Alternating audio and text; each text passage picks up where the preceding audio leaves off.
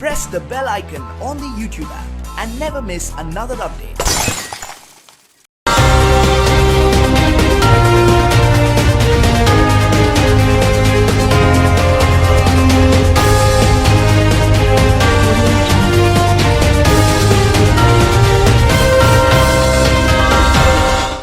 हूं निकत परवीन खान। आप सभी का हमारे न्यूज चैनल जगसागर में स्वागत है।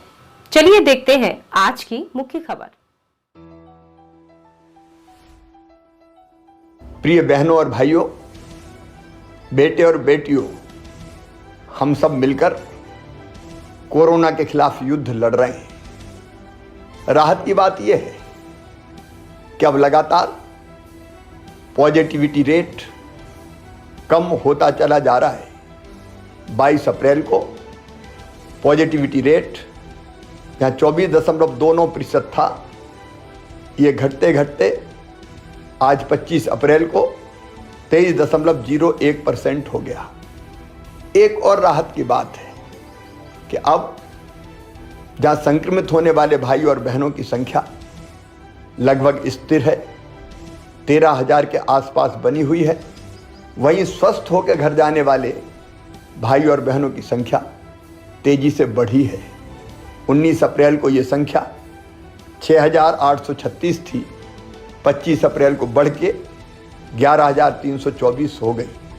लगातार स्वस्थ होने वालों की संख्या बढ़ रही है, रिकवरी रेट हमारा बढ़ता चला जा रहा है, लेकिन अभी लंबी लड़ाई बाकी है।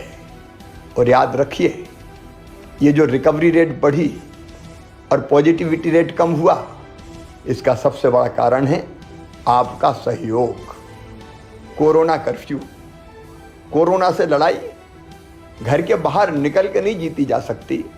कोरोना से लड़ाई हम घर पर रहकर ही जीत सकते हैं। हम घर पर रहे, इसलिए संक्रमण की दर अब घटती और है। आप सबसे मैं निवेदन करना चाहता हूँ, ये सहयोग लगातार आवश्यक है। धैर्य और संयम से हमको इस लड़ाई को लड़ते रहना है। मेरी प्रार्थना है कि हमारे गांव में अगर किसी मोहल्ले में कुछ घरों में संक्रमण है तो एक माइक्रो कंटेनमेंट एरिया बना दीजिए। उस इलाके को अलग करके वहाँ रहने वाले भाई बहनों की आवश्यकता हम घरों में पूरी कर देंगे, लेकिन वो वहाँ से बाहर ना निकले, ताकि संक्रमण को फैलने से हम रोक सकें। अगर हमारे शहर में किसी कॉलोनी में, किसी मोहल्ले में संक्रमित भाइयों और बहनों की संख्या ज़्यादा है, तो वहाँ माइक्रो कंटेनमेंट एरिया बना के, मतलब उतने इलाके को कंटेन करके हम संक्रमण को बाहर फैलने से रोक दें।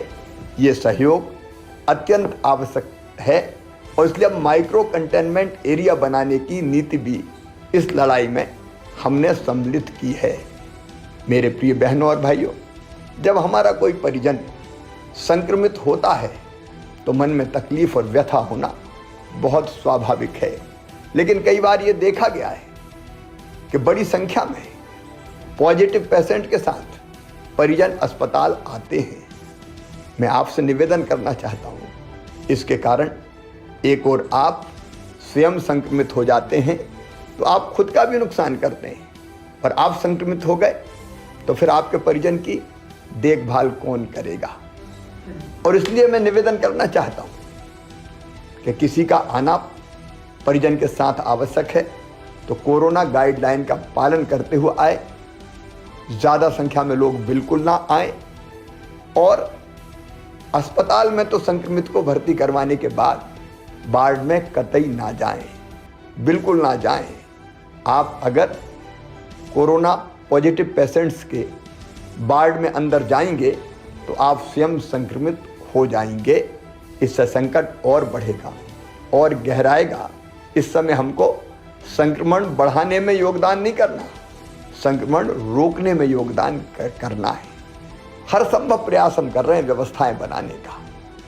कई बार जब बड़ी संख्या में संक्रमित भाई बहन आते हैं तो व्यवस्थाएं छोटी पड़ने लगती है, तकलीफें स्वाभाविक है, मेरा मन भी बहुत व्यथित होता है, लेकिन इसके बावजूद हम पूरी ताकत से व्यवस्था बनाने में लगे हुए हैं। ऑक्सीजन की आपूर्ति लगातार बनी रहे और बढ़ती रहे, इसका हर संभव प्रयास जारी है। माननीय प्रधानमंत्री जी का, भारत सरकार का इसमें पूरा सहयोग मिल रहा है।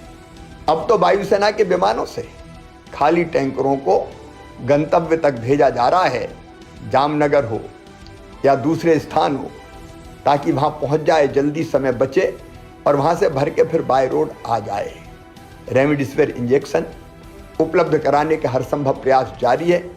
ऑक्सीजन रेल से भी आए, इसकी व्यवस्था भी हमने की है।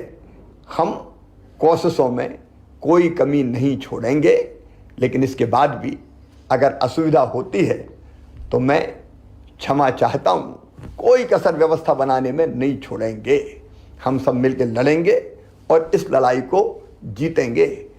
एक तरफ जहां हम सब मिलकर महामारी से लड़ रहे हैं, वहीं दूसरी तरफ इन कठिनाइयों वाले समय में आपका जहान भी चलता रहे, इसकी कोशिशें भी हम लगातार कर रहे हैं। मध्य प्रदेश सरकार ने 3 महीने का राशन निःशुल्क देने का फैसला किया है।